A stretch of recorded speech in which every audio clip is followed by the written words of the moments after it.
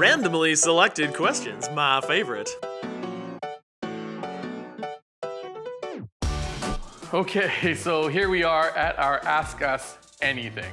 Anything. Yes, JT, anything. We reached out to Patreon to ask them what they want to know. All right, well, lay it on me. Let's do this. MP Summoners asks, somebody else had mentioned it too, but Blood Angels, is there a possibility they might make it onto the channel?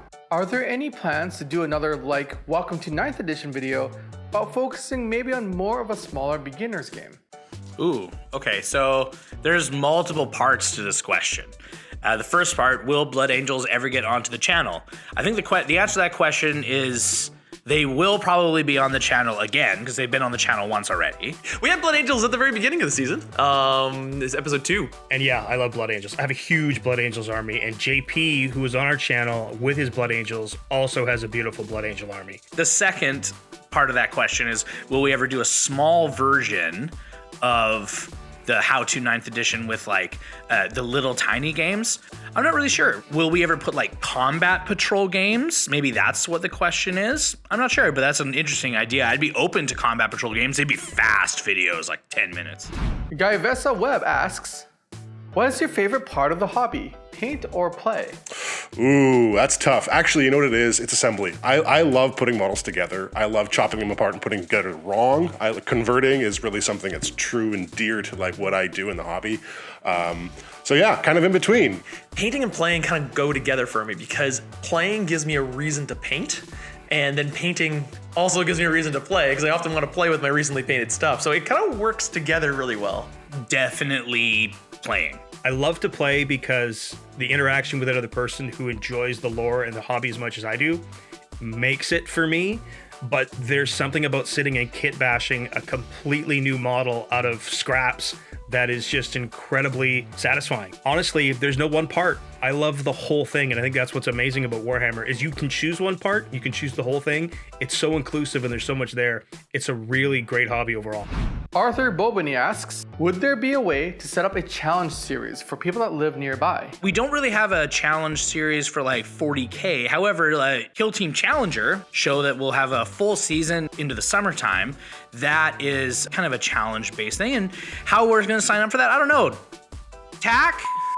Some challenges with that, obviously COVID. COVID makes it really challenging. We've had to mostly play just amongst each other right now. There's also some challenges with the fact that we don't release an episode, for instance, every day or even every couple days because this is a longer investment and we have to spend a lot more time in filming and in editing and graphics and all that kind of stuff. So to do that, it would really kind of suck if all the armies and players didn't work well together. So if like 2 players ended up playing and it really wasn't a good fit, well then we've lost a lot of time. So yes, we'd like to do that, but there'd probably have to be some caveats on how we did that. A really good method for doing that might be our Kill Team Challenger series. That is a great format where we can bring in new challengers every time we do that to try to win an army. How do you sign up for that? We'll have to ask TAC because I would guess like just email us probably, or maybe just phone TAC directly. His phone number is 6.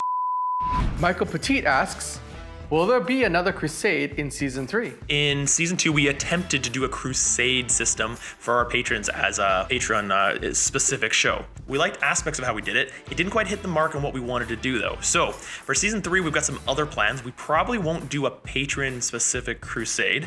We do want to come back to the Crusade system, and we have some ideas of how we might do that, and some collaborations on how we might do that. So we'll get back to you on that hopefully soon. But yes, we would like to. I would like a codex first for the Tau. Lord Zarfax, is it possible to do a multiple army battle, and can and will you do one? And do you have any house rules? That's interesting. We've talked about the logistics of doing that, and I think our best format for it, actually, personally, I think would be Apocalypse. Okay, so multi-part question. 1, can you do a multi-army battle? Totally. 2, you think it'll be really fun? I think that you should try multi-part battles first before you say they're super. We do weird, non-standard 40K matches all the time. So yeah, absolutely stay tuned for multi-army tilts, possibly even not the correct amount of armies. We'll see. 4-way battles too in Kill Team are a thing. So who knows? Maybe we have 3 challengers for Kill Team on Kill Team Challenger that Steve's got to beat them all. That'd be kind of fun to watch, wouldn't it? House rules. Oh, yes. One house rule I like.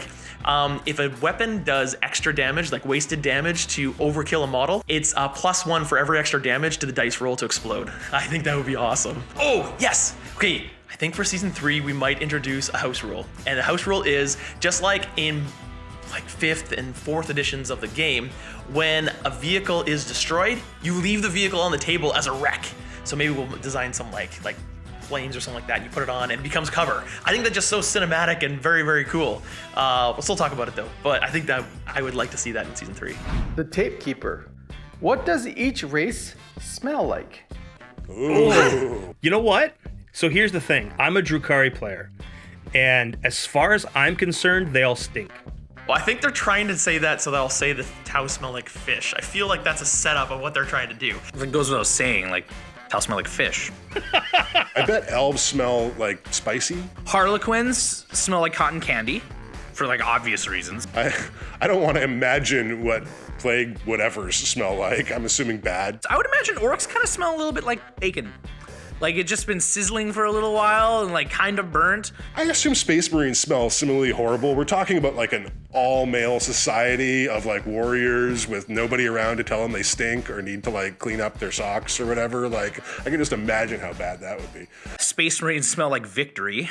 Samuel Plymail asks, would you bring any non-GW games into the Play on Tabletop family? Outrageous. No. We did, right? Yes. There's a couple that I'd like to expand into. Now, we got to go carefully because obviously we built a fan base of 40K. But there are a number of really great games out there that a number of us play. JT loves Battletech, for instance. Battletech is my absolute favorite game. Even some of the War Machine and Horde stuff is still pretty good. I'm a big fan of the Song of Ice and Fire board game. Rank and file troops, kind of like old fantasy. There's also Star Wars has some great games. I love Armada and I love Legion. Those are both excellent games that potentially could play really well on channel. Malifaux. Tack is a huge Malifaux fan. Tack also wants me to mention, he's looking at me pointedly across the corner that he wants us to try to fit Malifaux somehow in here. We're all itching to bring our favorite special sauce from the pantheon of games that we have dabbled in over the years to the channel. Max Fallout asks, could we ever see a full Death Company army? Ooh, I know a few people who have them, and they're pretty cool. Death Company? I believe so. Will you? On the channel? I don't know. Could you? Like in the wild? Totally. Does Tack have? Tack, do you have one? Paul has a full like Death Company army? Why doesn't he let me play it? Christopher Harrison, I love the quality of the videos you produce. As an amateur photographer, I'd love to recreate some of the lighting and cinematography you set up in your shots. Any tips or equipment to take great miniature photo or video? Ooh. All right, trade secrets, not giving you any. No, of course not. The thing is I am also an amateur everything in comparison to some of the other members on the team that we have. I'm probably not the best guy for that, but I can tell you this. Suspension of disbelief. See what you can do to create some interesting environments to put your models in. Your kitchen is not particularly interesting, but a hive world, really interesting. You don't necessarily need to have like this amazing camera to do it. Like most phones these days, honestly, could probably take a good photo. The biggest thing comes down to lighting. Lighting is huge, and you can get away with things like even like household lights and stuff like that. You really want to have a lighting source on each side. So if my face is being lit, you'll want a lighting come on this side, a lighting on this side, and you'll want a light from behind. Each of those at different intensities. So you'll probably want, the main light is often known as a key, and this light over here is often known as the opposite, is often known as a fill, and then you've got a hair light coming to the back. Gives you this nice ring that separates you from the background. You want this background light to be dim, not too bright, and usually want to choose between the key and the fill. The key should be a little bit brighter than the fill. And that way you don't have too many awful shadows. Some other tips, get a smoke machine. Smoke hides so much. It hides backgrounds, it hides flaws, it does a lot. lighting, smoke, those are some of the biggest tips I can give you. And experimentation. Like if you go back and look at some of our first videos, they're kind of terrible. Especially in my opinion. We got better. There are no hard and fast rules. Experiment, play, have fun. Honestly, I hear Nick giggling half the time when he's shooting this stuff, and I'm like, how can this be work, man? Like, seriously. Matthew Perrin asks, I loved your how to play basic video. I wonder for newer players like myself, maybe you could do a how-to, but on more advanced rules. What command points should be used for? How do relics work, and what do you look out for? Me and my friends play with very basic rules, and for now, maybe a video explaining the more difficult rules would be super helpful if you could do that. You know what? You're prophetic. I believe the script is literally being written as we speak. So yeah, stay tuned for that. I'd love to do a set of maybe like 6 videos, and one covering like how to build an army, some strategic and competitive ways of how to do that, things on like how to build a table of terrain, not the physical building of it, but like how to organize it and stuff like that, how to choose your secondaries. Things like how to deploy and guidance on each of the phases of the game, like shooting and stuff like that, how to maximize that. We would love to delve into some tactics for each of the specific races, and we would love to talk about some more advanced things like list building, detachments and how they work, and what the different types of armies are, castles versus refuse flank to types and things like that. We have a lot of good players on the team, even though sometimes maybe it doesn't seem like it. But we have a bit of experience in it, and it'd be fun to share that and do some research and present it in a cool way, especially to new players. But I think we can make like a 201 kind of series.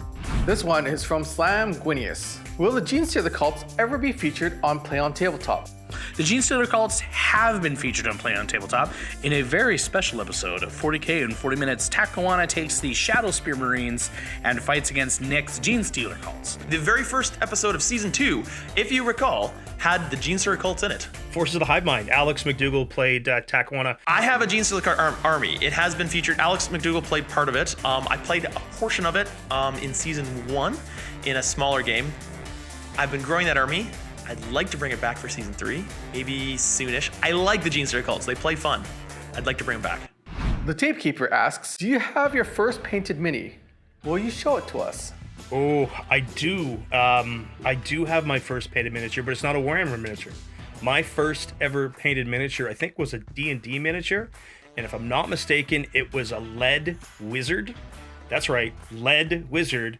And it looks like a blue blob of goo now because it's probably about 35 years old. I do not have my first painted mini. No one should see my first painted mini. My first painted mini actually was a Killacan because I used to play orcs. I have like probably something like an 8,000 point orc army at home in like boxes. And my first painted mini was a Killacan, which I painted yellow. It looked awful. And I tried to make it look gritty by using one of the army painter like dips. And I just took this bright yellow Killacan and dunked it directly into the dip, took it out, and then it like ran all over my hand. And I was like, oh. Not only did it ruin the paint job because it's too much dip, not enough Killacan, but it also wouldn't come off my hand for a few days. It's terrible. My first painted mini actually was not a 40K mini. It was a Lord of the Rings strategy battle game mini. It was a Rohan, Rider of Rohan. And man, I don't think I'll ever show it. It's pretty bad. Even some of my Tau armies, Tau was my first, and some of my first Tau minis are kind of poor. I'm probably gonna retire them soon. But I've definitely grown a lot as a painter since then. I do not. Sadly, I started painting minis over 30 years ago. The first mini I can remember specifically painting was a Ral Partha mini, Tanis Half-Elven, who is a Dragonlance dude. I think he was a fighter. I don't know. Yeah, it was terrible. I remember it being yellow and brown and green and not really in the right places. I have no idea where that thing is. I do have a pile of shame and like an ancient box of like lead and pewter minis that he might be hanging around in. I guess I should go back and take a look.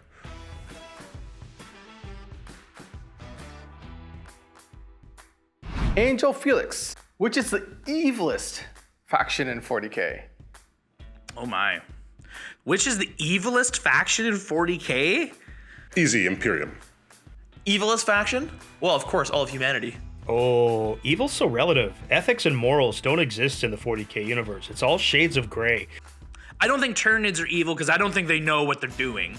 Like, I think they kind of know, but I don't think they see it as good or evil. I think they just see it as what they do. Same with orcs. I don't think they see it as good or evil. I think it's just what they do. It's the brilliance of the universe is the concept of a totalitarian autocracy, this religious juggernaut. That is evil. But then again, so are bugs that want to turn you to biomass. So it's all varying degrees of less bad. There's no actual good or evil.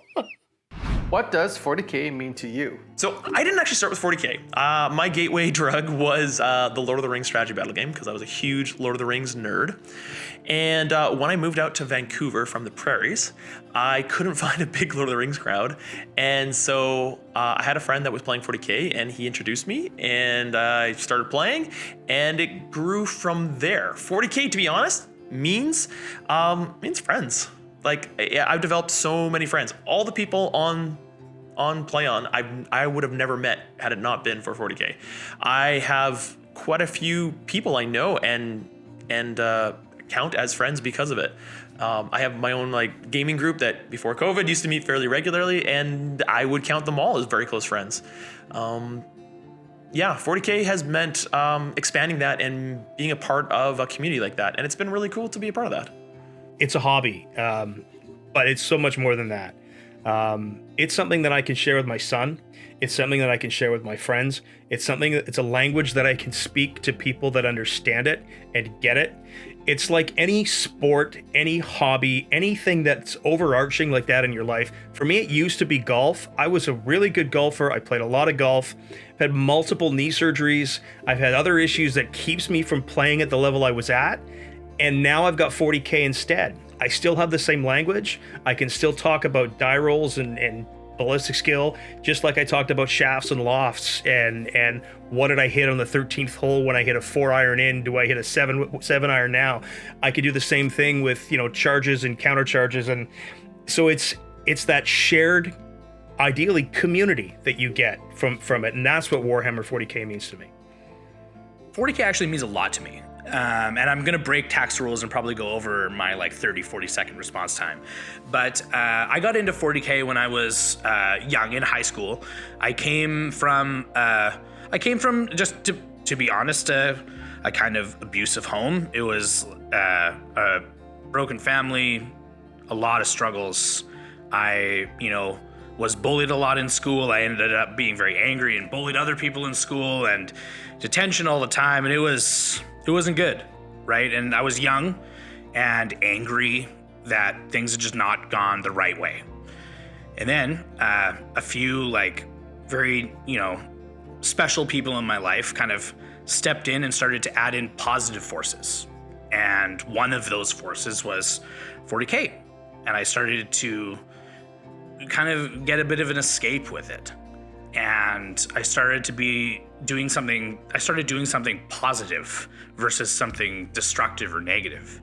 And in a weird way, I'm not going to say something like 40K saved my life or whatever, but it was one of the positive driving forces in my adolescence that turned me into a positive adult. I'm a teacher now, right? Successfully so. I'm going for my master's soon.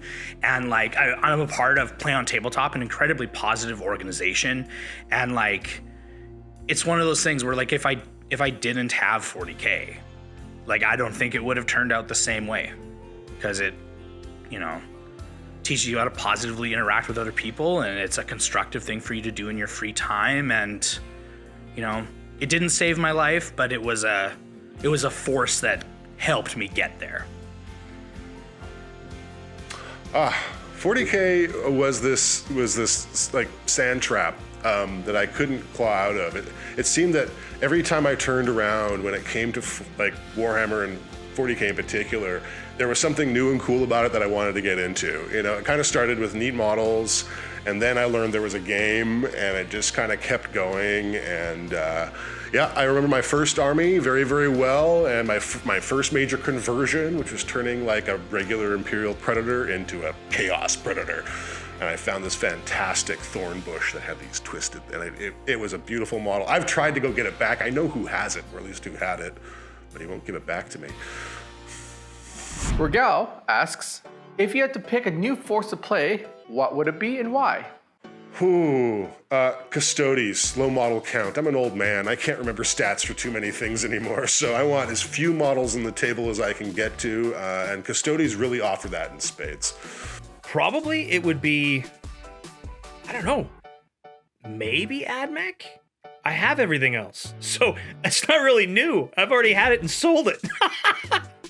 I did. Probably AdMech. I really like the way they play. I have a lot. I'm a bit of a 40K like yard sailor.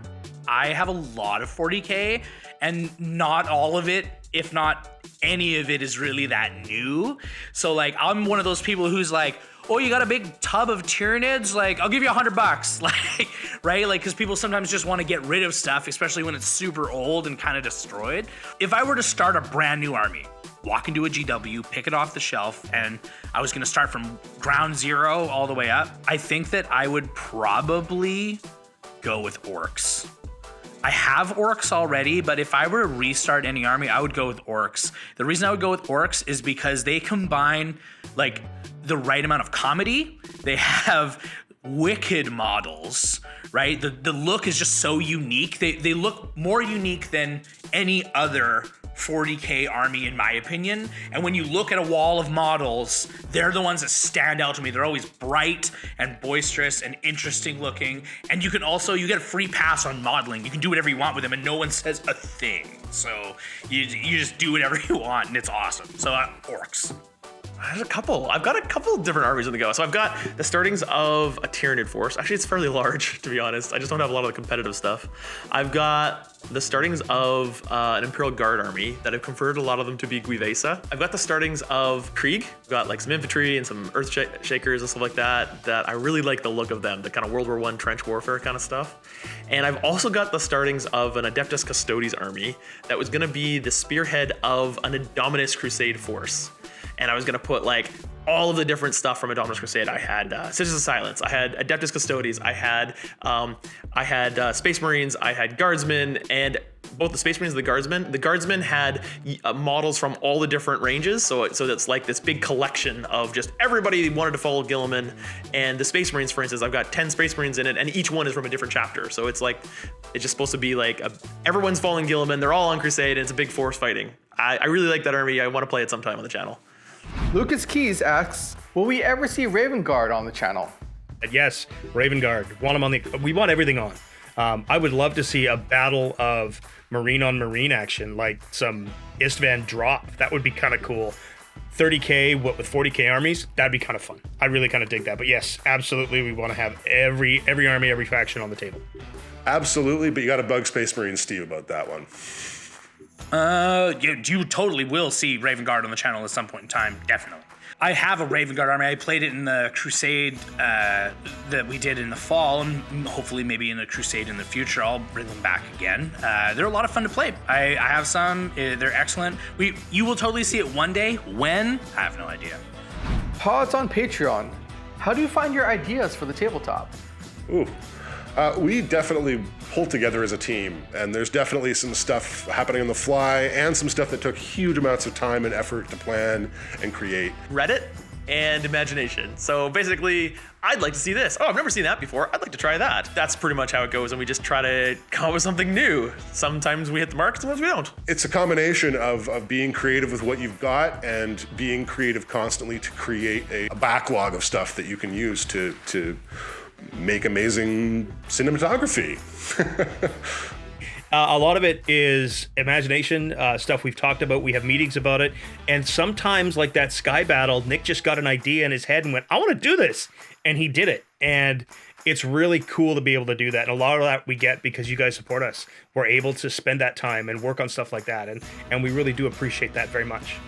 Bob Nunn. What is the origin story for playing on tabletop? And how did everyone come together to start the endeavor? Tack and I were eating oysters one day. Yes, you don't remember this. I do. You remember that? It was like day one. I was like, we should, talk about that channel. And then you said, okay. And then we went out for oysters at SNL.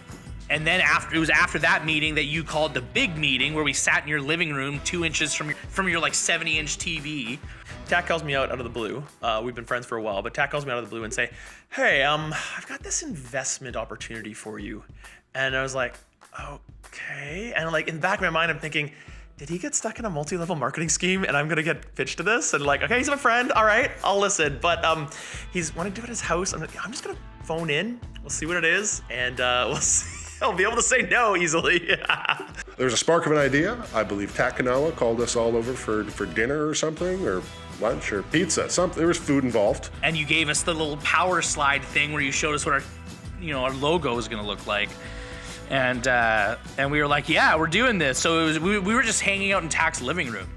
He said, I want these people to be on board. We met at his place 2 years ago. We chatted about it, and he sold us all on the idea. And basically, he's been slave driving us ever since. Please send help. We can't get And so he brings a group of people together and pitches this idea of wanting to do something different with battle reports. We'd seen what had been there before. We just wanted to approach it differently. Is there room for that, and could we do it? And Tack led us well, and he had we did some testing and tried some stuff, and well, that's how we are here today. It was a great idea. All of us kind of jumped on board immediately. They were all like, yes, where do we sign? And we have contributed to that vision, and you guys have contributed to that vision, and we are super happy to be able to bring that to you as often as we can. I really like what we've been able to do. It has been different. I feel like we've even seen people trying to copy us because it's been successful. We haven't hit every single nail on the head, but I feel like we've hit most of them. Is that a phrase? Chris Jones asks, is Philippa Georgiou the Emperor of Mankind? Possible. I hope not. Who is that? Philippe George. Not knowing who that is, I'm going to say yes. Wait, is that the president of Philippe George? Who is that? Do I have to Google it? Who is that? Oh, no, Chris, it's not. Sasha asks, is Tao Nick on any other social media? Sasha, I think he probably is. Yep. I don't think he's on other social media, but damn it, he should be. Yes, I am on Facebook. I am on Instagram. I am on Reddit. I am on Twitter, but I don't actually post any of them. Probably the most active one I'm on is on Reddit. I've had many people find me on there. You can try to find me. I post often for Play on Tabletop. But no, I don't honestly post much to Facebook or Instagram, even though I'm on there. Instagram's kind of become a little bit of a hobby blog in some ways. Facebook, I really don't post much to there. Jamie Lax, do you guys plan on doing more showcases like you did for Nick's Tau Army in the future? Yes, indeedly doodly. Absolutely, we do. It's a great question, Jamie.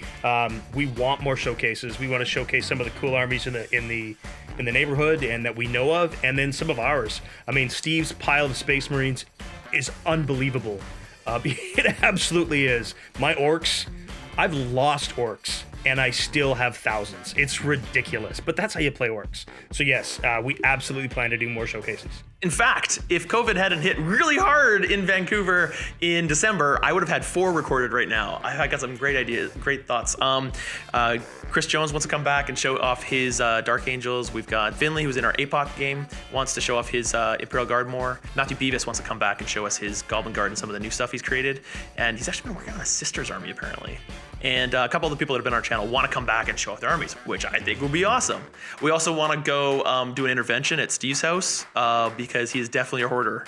You should see it. Sometimes when he's on video chat, like models just fall out of closets in the background. It's like cascading. It's like if you've ever watched Hoarders, like this is Steve. Like this is his house. It's just full with models.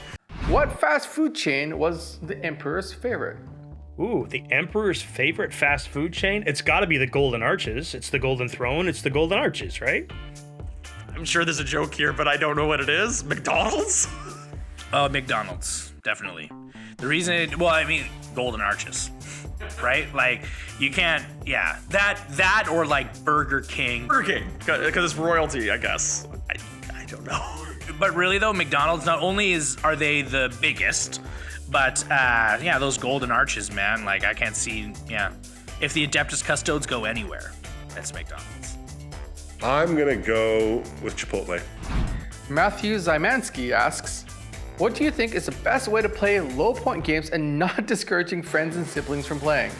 Well, low point games are a great way to encourage friends and siblings from playing because you don't often get overpowered combos. I would suggest start with like easy to understand troops, like have some infantry, have some basic troops. Some of the starter boxes are great examples of that. GW just came out with these like combat patrol boxes. They have like an HQ, a couple of troops, and like 1 or 2 other units. Just like Google whatever is in that and then just build that. And like those little starter boxes are more than enough to play like a little game that isn't complex. There's no like deep strategy, overlapping combos or stratagems or whatever. Keep it really simple. Get them involved in the story of it. Play the story up because the story is what always is gonna hook people the most. Don't worry about the outcome. Play to have fun. Accidentally forget to do stuff. Don't play as hard. I wouldn't say lose on purpose, but don't go full blast. When I play games with my wife, I often let her win the first one because that makes her more likely to come keep playing.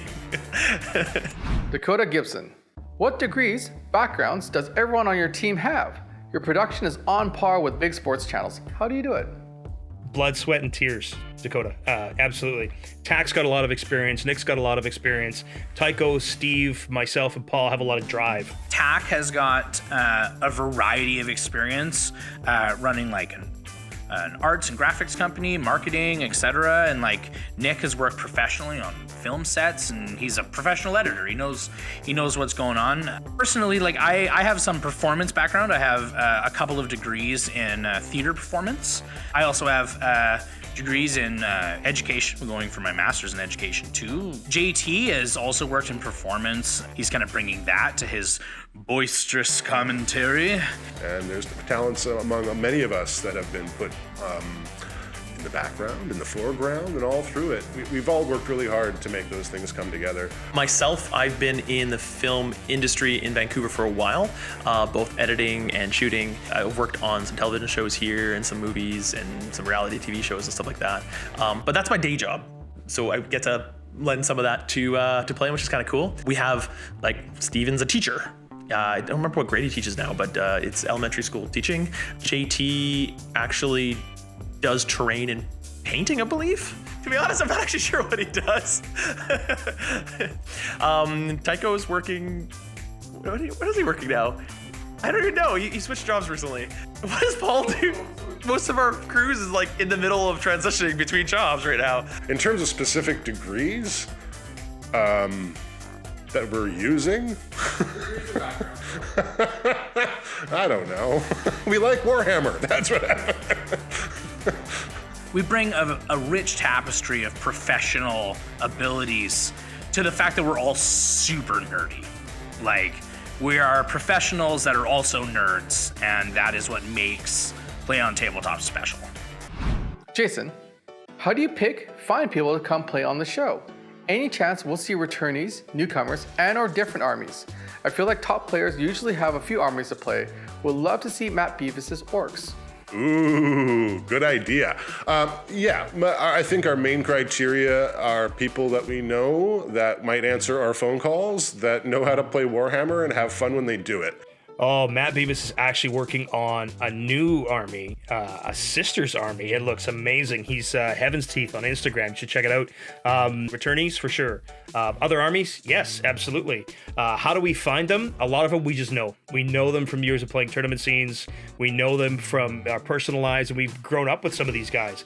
And other people that we know from across the country have come out as well. So once this whole pandemic thing settles down, we're hoping to have a lot more people in. Yes, we would like to bring returning people back. Yes, we would like to have all the armies. There is not an army we wouldn't put on the channel. We want to get them all on there. We want to see cool armies. We want to see cool people. We want to see great games, and as many of those as we possibly can. Unfortunately, like other channels that put out, say, 100 battle reports a year, we put out 18. 18 highly polished ones, I hope, but it takes a lot of effort to do that, which means in a game of 40K where I think there's more than 18 factions, it's impossible to get all of them in a year. We try though, we will try. Luria asks, will we ever see women on future episodes? Absolutely. We know several female players, and the challenge that we always have is finding female players who want to come on, number one, because being in front of a camera is hard. I mean, it's not easy to play that way. And then it's also having people that have armies that are up to snuff. I mean, even some of my armies aren't good enough to be on our channel. I love them. I play them in tournament, but they're not painted well enough. So it's a hard thing to find players. It has to hit all those 40K marks for us too. It's tough. Sadly, Warhammer has not been traditionally highly populated with ladies.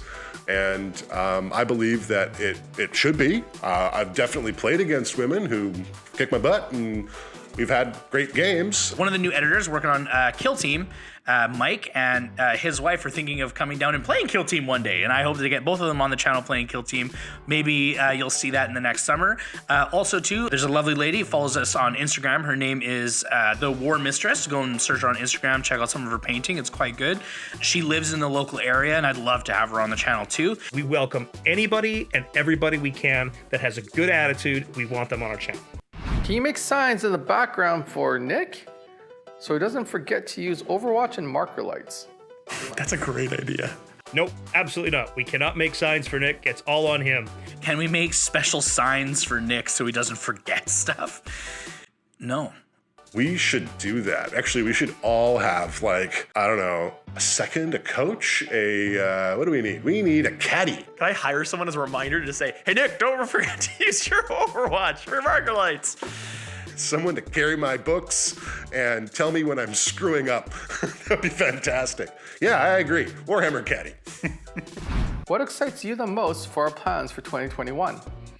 Ooh, what excites me the most? You know what? Stuff I can't talk about in an AMA because we've got NDAs. And if I talk about the NDA and the AMA, then it's going to get a lot of people really PO'd. We're gonna play a lot of Warhammer. Like, we're gonna roll a lot of dice and paint a lot of models. We've got lots of big plans. You're gonna get a much more consistent viewing schedule. You're gonna get more episodes of 40K and 40M. They're gonna be to the same level of quality, if not topping. Like, Play on Tabletop is not one to rest on our laurels. We have some really cool plans and partnerships coming up that I think you guys are going to be excited about. I'm really excited for them.